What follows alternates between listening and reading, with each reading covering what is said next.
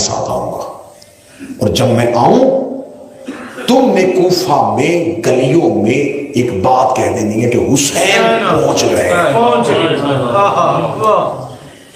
کتابیں کہتی ہیں کہ اس نے کوفہ کے باہر پڑاؤ کیا، اس نے وہ لباس زیب تن کیا جو ہاشمی پہنتے تھے۔ ہاشمیوں کا سر پہ امامہ رکھنے کا انداز یہ ہوتا تھا، یہ امامے کے دونوں لڑ چھوڑتے تھے اور دونوں کو گردن پہ گھماتے تھے۔ اس نے اپنے امامے کو ہاشمی نسل کے مطابق سر پہ رکھا، سیاہ امامہ، عبا پہنی، گھوڑے پہ سوار ہوا اور رات کے وقت کوفہ میں داخل ہو گیا۔ ادھر یہ کوفہ میں داخل ہوا اور ادھر گلیوں میں اسی کے ایجنٹوں نے شور کرنا شروع کر دیا، امام آ گئے، امام آ گئے، امام آ گئے، امام آ گئے۔ اب جو محبت کا دعویٰ کر رہے تھے انہیں پتہ ہی نہیں چلا کہ یہ ابن زیاد ہے، اور وہ دوڑ آئے اور آ کے سواری کو پکڑ لیا۔ فرزند رسول ابن زہرا، آپ کہاں تھے؟ ہم انتظار کر رہے تھے۔ اس اگلی سطر پہ کوئی اور بولے نہ بولے، میں صدا سے دعا دینے لگا ہوں، امام کی معرفت ناقص ہو تو لوگ ابن زیاد کو بھی امام سمجھ لیتے۔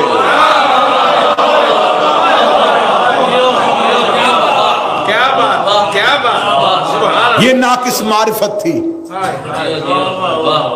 یہ معرفت ناقص تھی۔ اور اب جو معرفت والے، یہ نہیں کہ سارے چلے گئے تھے معرفت والے، جو معرفت والے کوفہ میں موجود تھے ان میں سے ایک نے بھی اپنے گھر کی کھڑکی نہیں کھولی۔ لوگوں نے آگے کہا امام آ گئے، انہوں نے کہا امام نہیں آ سکتے۔ انہوں نے کہا کیوں نہیں آ سکتے؟ نہ کھڑکی کھولی، نہ چھت پہ گئے، نہ بازار میں آتے ہوئے دیکھا، تمہیں کیسے پتا چلا یہ حسین نہیں ہے؟ انہوں نے کہا حسین ہوتے تو رات کو نہ آتے۔ کیا معرفت ہے، کیا بات ہے، رسول کا نواسہ ہے جو مکہ میں رات کو داخل نہیں ہوا تھا۔ حسین ہوتے تو رات کی تاریکی میں نہ آتے، دن کی روشنی میں نہ آتے۔ ایک عورت ہے تاریخ میں اس کا کردار لکھا ہوا ہے، وہ بھی معرفت والی ہے۔ دیکھیں جنہوں نے عرفان دکھایا نا ان کے نام بھی آج ہیں۔ چند لمحوں کے لیے توبہ نے مسلم کو گھر میں بلایا تھا، آج جب بھی مسلم کی شہادت پڑھی جاتی ہے اس بی بی کا نام ضرور آتا ہے۔ یہ ہوتے ہیں کردار۔ اس وقت ان کے پیش نظر کیا تھا قتل، گردن کٹے گی، گھر جلے گا۔ انہوں نے اس وقت سمجھوتا کر لیا، انہوں نے کچھ نہیں ہوتا، نقصان کروائیں گے۔ نقصان ظاہری طور پہ اس وقت جن کے گھر بچے ہوئے تھے انہوں نے کہا کتنے پاگل ہیں، گھر جلوا رہے ہیں، گردنیں کٹوا رہے ہیں۔ لیکن جنہوں نے گھر کے دروازے بند رکھے تھے آج ان کا پتہ ہی نہیں کون تھا۔ جس نے چند لمحوں کے لیے حجت کے لیے دروازہ کھولا، نائب امام کو جگہ دی، آج اس کا نام جناب مسلم کے نام کے ساتھ ہے۔ ایک عورت وہ بھی عارفہ تھی، وہ اپنے گھر کی چھت پہ آئی، اس نے چھت پہ آ کے یوں بازار میں سرسری نگاہ کی، واپس جا کر اس پہ واپس آ جا، حسین نہیں۔ جملہ سننا آپ دلوں میں جگہ دینا۔ کنیز نے کہا کبھی مدینے گئی ہے؟ کہنے لگی نہیں۔ حسین ابن علی کو دیکھا ہے؟ کہتے نہیں۔ تجھے کیسے پتا چلا یہ حسین نہیں؟ اس نے کہا حسین ہوتے تو دائیں عباس ضرور ہوتا۔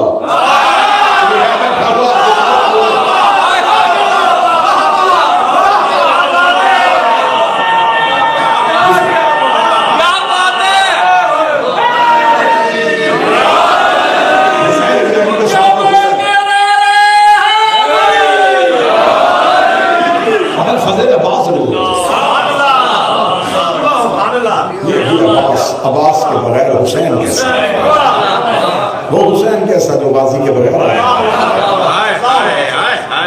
یہ حسین نہیں ہے۔ کیا خطابت ہے، دھوکہ ہو گیا امت کو، بھائی دھوکہ ہو گیا امت کو کہ انہوں نے ظالم کو امام بنا لیا۔ اب امام حسین دیکھ بھی رہے تھے، جان بھی رہے تھے، اور کوفے والوں کی اس چیز سے واقف بھی تھے۔ جب حسین ابن علی کوفہ سے تھوڑے فاصلے پہ تھے تو انہوں نے ماننے والوں کو اس آزمائش میں کیوں ڈالا؟ آج کے پیرائے میں گفتگو سننا۔ حجت ظہور جب قریب کرتی ہے ایک بار ماننے والوں کو تولتی ہے، پہلے کسی ظالم کو بھیج کے دیکھتی ہے، پکے میں ہیں. اب پتہ چلا کہ 12ویں سے پہلے دجال کیوں آئے گا.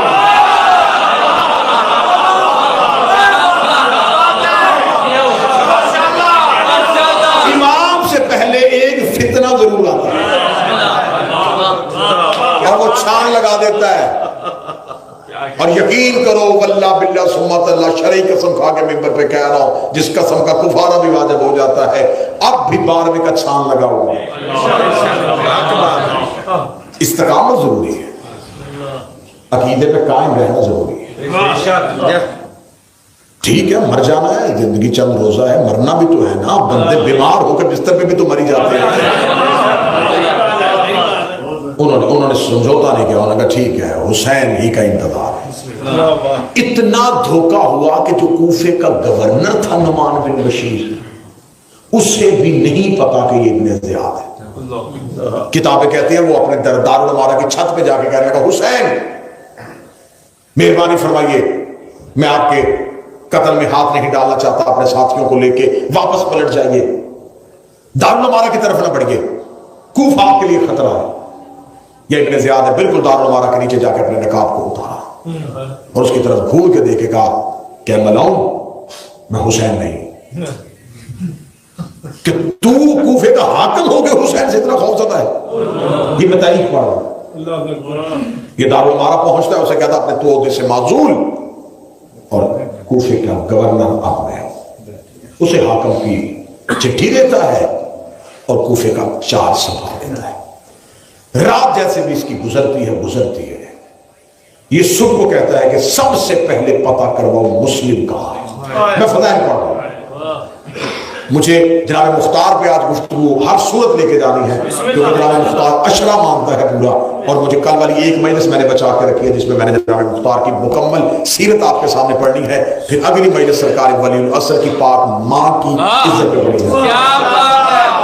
ام القائم پہ میں پوری مجلس پڑھوں گا کہ جناب شہزادی کا تعلق کہاں سے تھا کیسے، اور پھر آخری مجلس وارث کے رجت میں پڑھی جائے گی.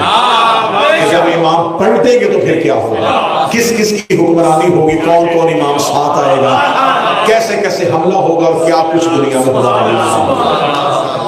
اب جناب مسلم بن عقیل کے خبر کہتا کسی طریقے سے مجھے مسلم کی خبر دو. اگلے دن یہ فوراً قبیلوں کے سرداروں کو دعوت میں بلانا شروع کر دیتا ہے، کھول دیتا ہے خزانوں کے منہ. جو قبیلے کا سردار آتا ہے اس کی قیمت لگاتا ہے.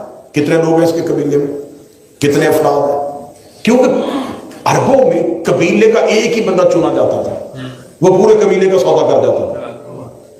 یعنی کہ اگر سردار ہی ملعون ہو جائے پورا قبیلہ ملعون. یہ قبیلے کے سرداروں کو بلاتا اور بلانے کے بعد ان سے کہتا کہ چلو بتاؤ قیمت کیا تمہاری. وہ قیمت بتاتے انہیں قیمت دیتا. آخر اس نے 2 دن کوفہ کے روسا عمرہ قبیلوں کے سرداروں سے بند کمروں میں میٹنگز کی. جب اس نے کمزور کر دیا نا کوفہ کہ اب اتنے زیادہ لوگ نہیں رہ گئے، قبیلے زیادہ میں نے خرید لیے ہیں، اب اس کی ایک ہی تشویش تھی کہ میں کسی طریقے سے پتہ کرواؤں کہ مسلم کس کے گھر میں ہے. اس نے اپنے غلام موکل نامی حبشی غلام تھا، اس کو کہا کہ تیری ایک ہی ڈیوٹی ہے تو کسی طریقے سے کوفے سے مسلم کا پتہ کر. سبحان اللہ.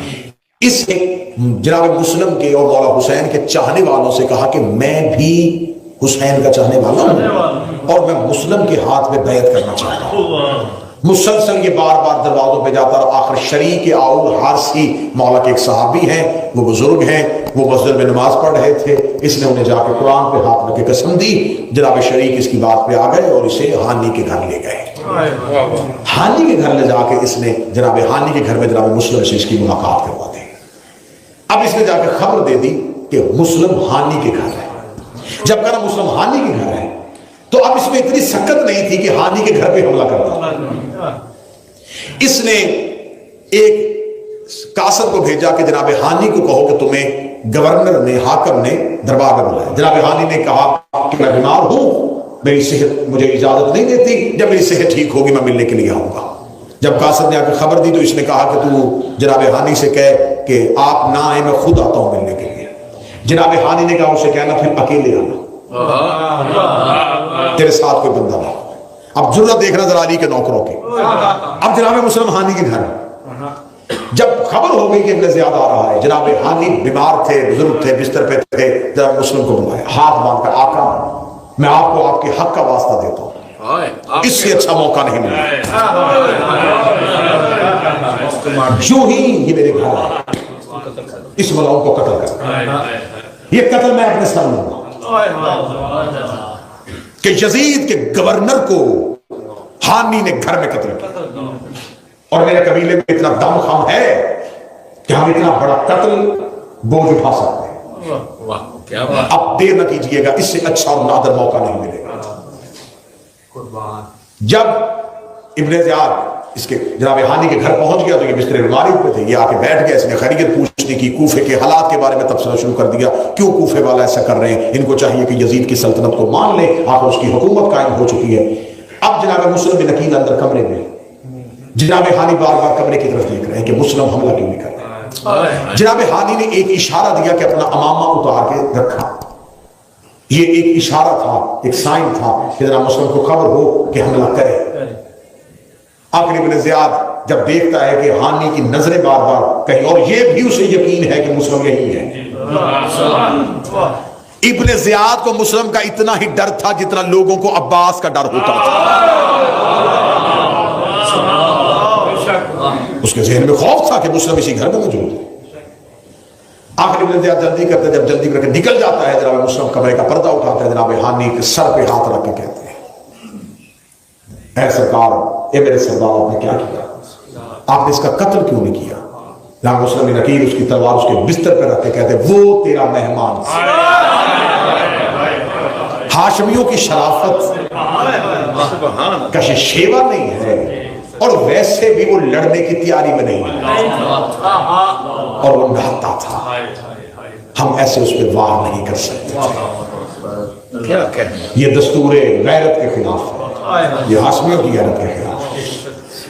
اب جب یہ دربار میں واپس پہنچتا ہے تو پھر یہ جناب ہانی کے قبیلے کے 3 لوگوں کو جناب ہانی اور اپنے درمیان مذاکرات کروانے کے لیے بھیجتا ہے، کسی طریقے سے ہانی کو مطمئن کرو، اور اگر ہانی مطمئن نہیں ہوتا تو اسے کسی طریقے سے دربار میں لے کے آؤ، میں اس کو اتنا خزانہ دوں گا وہ مطمئن ہو کے چلا جائے گا. اب تاریخ میں اس بات کو کلیئر نہیں کیا جا سکا کہ وہ تینوں ساتھ ملے ہوئے تھے یا ان کے ساتھ مل ہوگا ہو، لیکن یہ لکھا ہے کہ وہ جناب ہانی کو اس کے دربار میں لے گئے.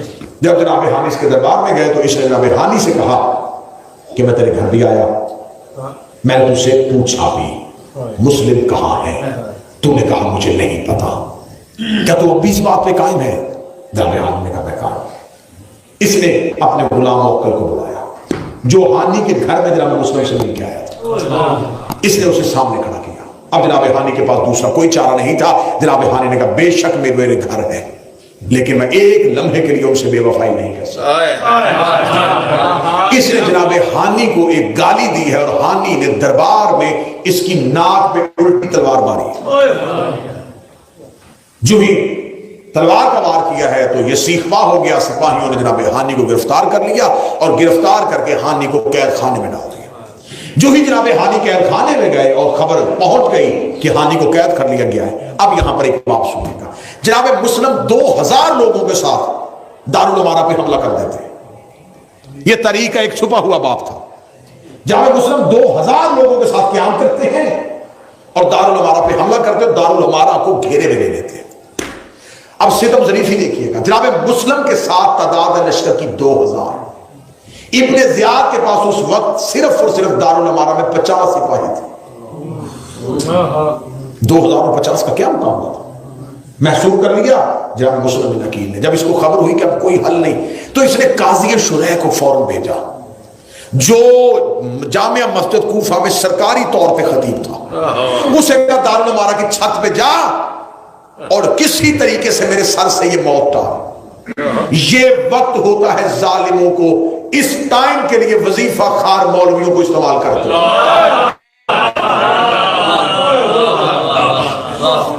اب تاریخ ہم دفن تو نہیں کر سکتے نا، یہ کردار تاریخ میں لکھے کہ ان کو درباروں میں جو مسلسل پورا سال وظیفے ملتے ہیں نا، وہ وظیفے کسی ان کی خدمات کے اطراف میں نہیں ملتے.